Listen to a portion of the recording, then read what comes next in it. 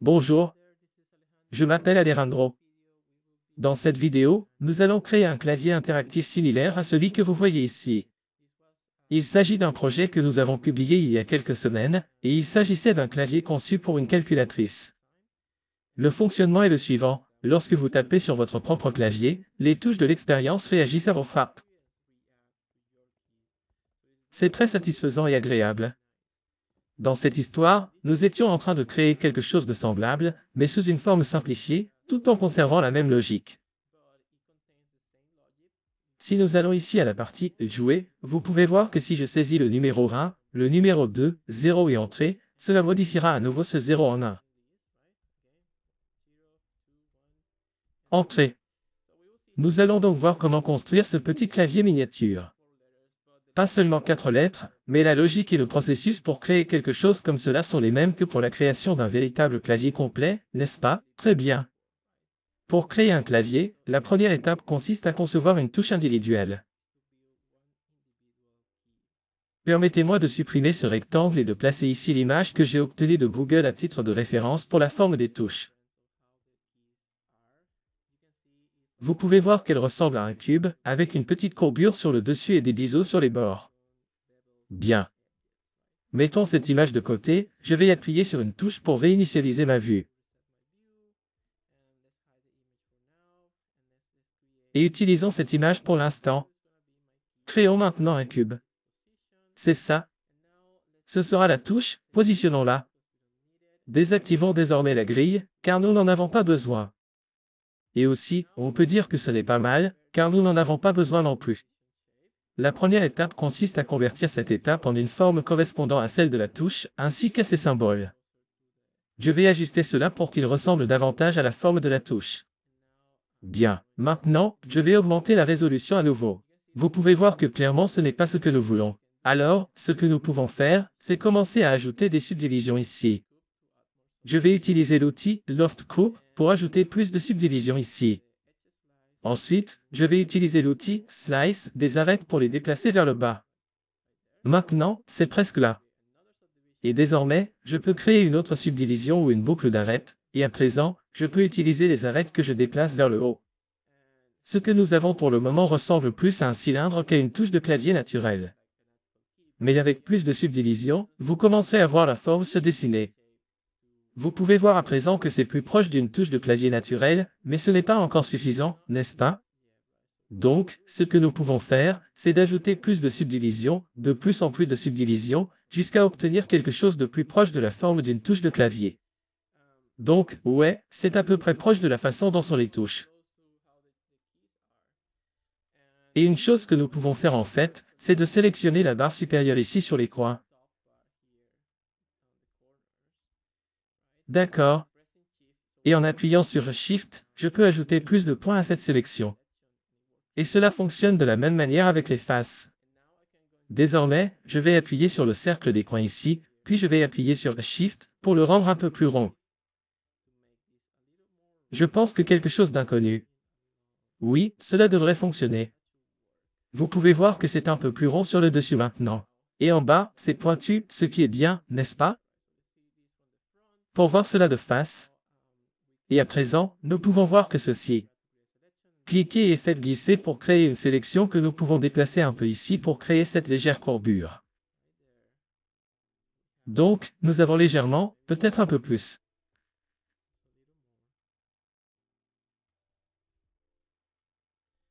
Maintenant que nous avons notre touche, commençons à travailler un peu sur cette scène. Mettons un peu plus de fond par ici.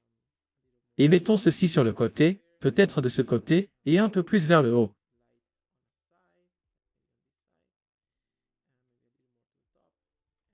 Et maintenant, travaillons sur la couleur ici. Je vais créer un matériau. Alors, je veux cliquer ici et sur les 4 tops, je vais renommer cet actif en clé.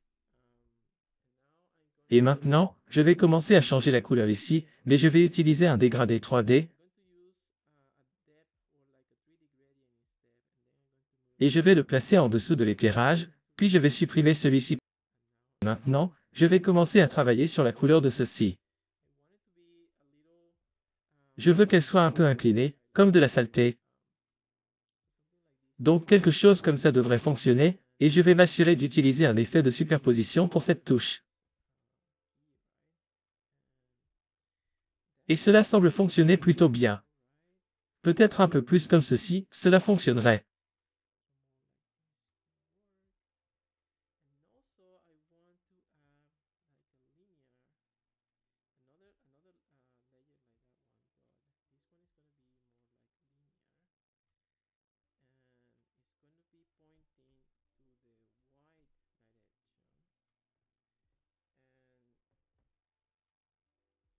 De plus, je souhaite ajouter un autre effet linéaire, mais celui-ci sera plus linéaire et sera dirigé vers le bord blanc. Je veux qu'il soit un peu comme une ombre sur la partie inférieure. Donc je vais inverser le dégradé, et cette fois, il sera plus sombre. Alors, je vais assombrir cette partie et peut-être réduire l'opacité.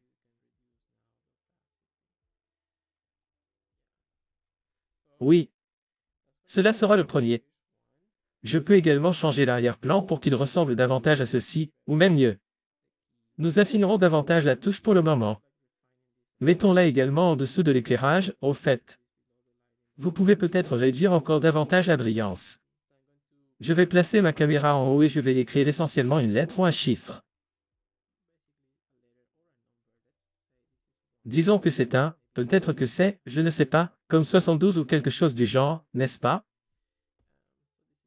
Donc, cela va être plus petit, peut-être 64. Ouais. Cela a du sens d'être ici. Donc, cela va être notre chiffre 1.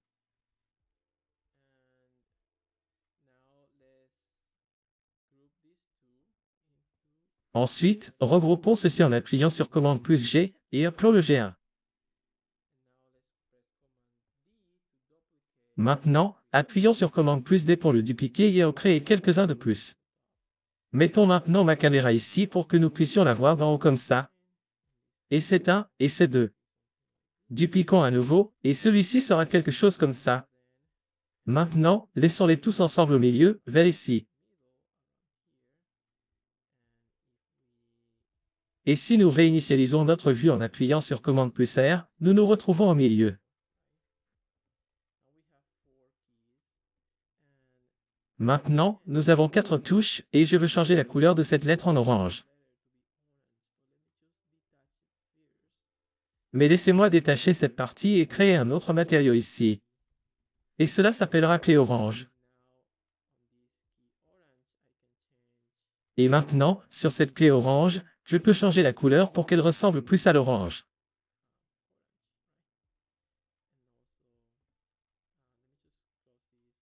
N'est-ce pas? Et aussi, laissez-moi simplement fermer cela et le faire à partir d'ici. Ainsi, nous avons plus d'espace à l'écran. Ensuite, cela pourrait être quelque chose comme ceci. Je vois comment nous pouvons trouver un bon équilibre ici. Ouais, ça pourrait être quelque chose dans ce genre. Peut-être que cela doit ressembler davantage à cela. Voyons. Nous devons rendre ceci un peu plus comme ça.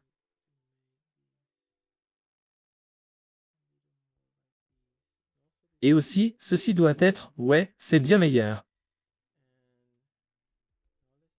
Et tout ceci, j'appuie ici et je dis, c'est parti. Et peut-être que cela pourrait être blanc à la place, non? Donc, c'est un peu plus contrasté. Eh bien, ce qui est éteint, c'est que généralement, lorsque vous avez une couleur très saturée, elle va renvoyer de la lumière vers les autres, qui sont gris. Cela s'appelle une illumination globale. La lumière rebondit en ce moment. Ce que nous pouvons faire, c'est que, puisque c'est un autre matériau ici, nous pouvons créer une autre couche, essentiellement une autre graduation 3D. Mais celle-ci utilisera une position murale. Et au lieu d'être là, elle sera placée au milieu de ceci, de cette touche ici, et nous pouvons la rendre plus grande. Donc cela va affecter les autres touches là-bas.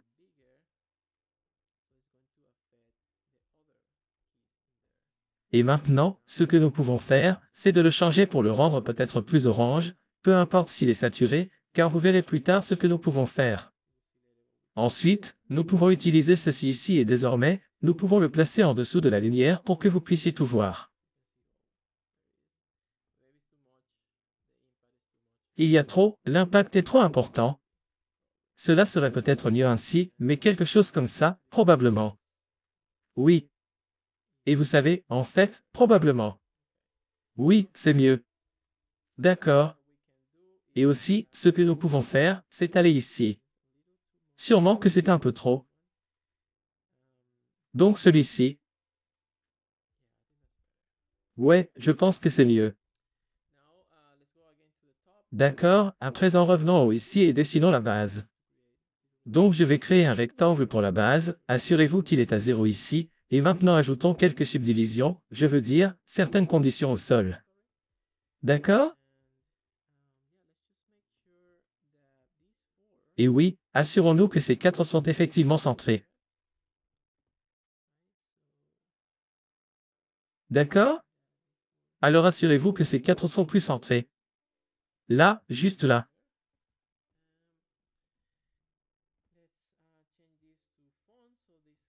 Échangeons ces deux fonctions. Ainsi, cela reçoit de la lumière et mettons-le au bas, loin, puis cela et créons une structure pour qu'il puisse en fait couvrir un peu de cela et peut-être même un peu plus comme ça, en mélangeant. Cela a du sens. Ensuite, augmentons la visibilité et également la taille, peut-être même un peu plus, pour en faire un.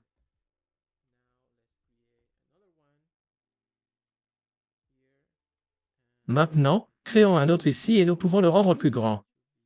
Et celui-ci devrait être plus lumineux. Et si nous allons en haut, nous pouvons maintenant changer quelque chose ici. Nous pouvons changer l'arrondi pour correspondre un peu mieux. C'est un peu mieux ainsi. Ensuite, nous pouvons les rapprocher un peu, quelque chose comme ça.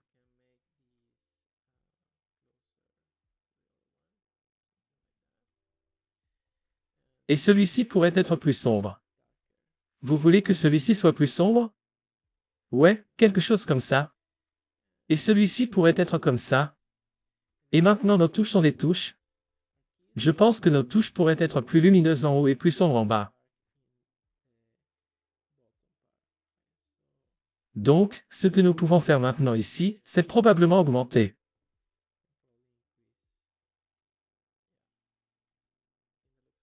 Ouais, c'est beaucoup mieux.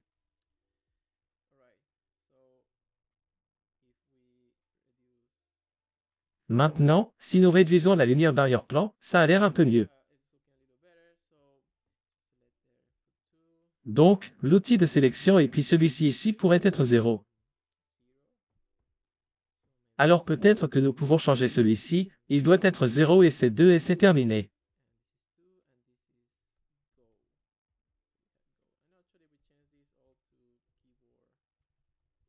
Alors nous pouvons changer tout ça en tutoriel de clavier, n'est-ce pas?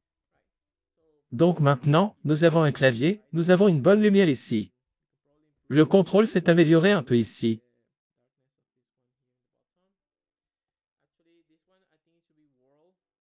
L'obscurité de celui-ci ici en bas, en fait, celui-ci, je pense qu'il devrait être mondial, car de cette façon, lorsque vous déplacez l'objet, le bouton ne bouge pas avec l'objet.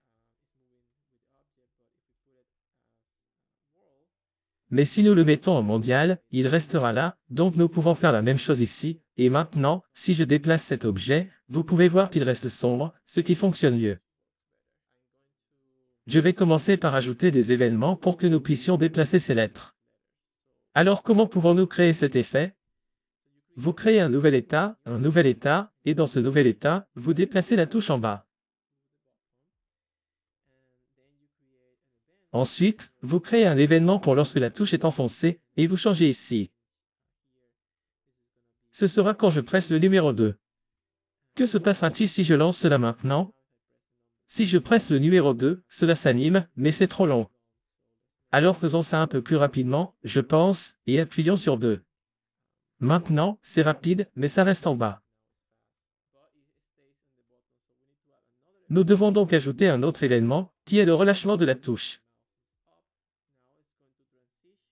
Donc quand la touche est relâchée, elle va maintenant revenir à l'état de base, avec la même durée, 0,1 seconde, et ce sera aussi le numéro 2. Donc quand je lance cela maintenant et que je presse 2, c'est bien, n'est-ce pas? C'est génial. Maintenant, je dois répéter le même processus pour cette touche.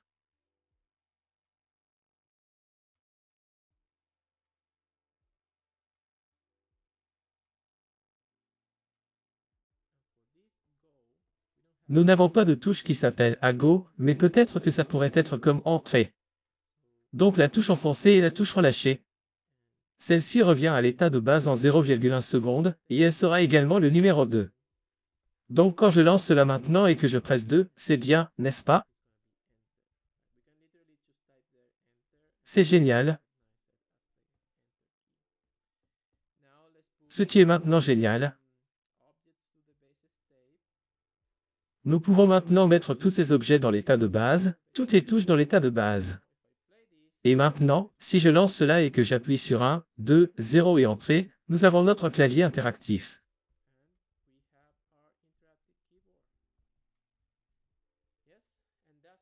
Oui. Et voilà comment vous pouvez construire votre clavier interactif. Vous pouvez également aller plus loin, évidemment, si vous le souhaitez, vous pouvez avoir un clavier complet. Mais c'est juste un exemple de comment vous pouvez construire ce type d'expérience sur ce plan. Vous pouvez également l'exporter sous forme d'URL publique que vous pouvez intégrer ou partager. Vous pouvez le mettre sur votre page web ou l'insérer dans votre projet de développement. Donc, oui, vous continuez à travailler sur vos tutoriels, voilà.